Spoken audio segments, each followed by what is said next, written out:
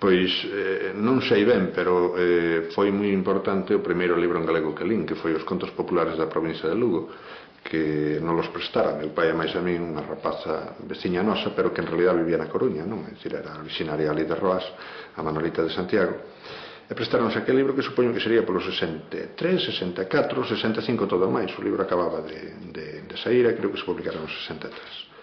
Pero claro, daquela hora realmente ainda moi pequeno, foi simplemente o tomar contacto coa escrita en galego, non?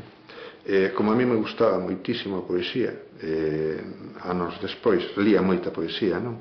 Anos despois empecé, por un lado, a practicar a poesía, por outro, a tomar contacto coa literatura galega, fundamentalmente pois con Rosalía. Bueno, Rosalía algo xa coñecía de antes, non? Pero con Curros e cos novos, non? É dicir, con escritores como Neira Vilas, non? Ou Manuel María.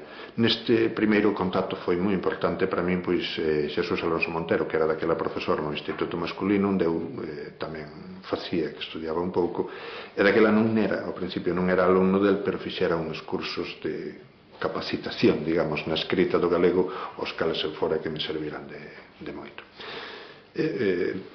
Practicando, de pronto, cando tiña pois 15 anos bastante andados, ou 16, eu xa me consideraba a mí mesmo un poeta, naturalmente un poeta en lingua galega, contribuindo a formar o edificio da literatura nacional, non?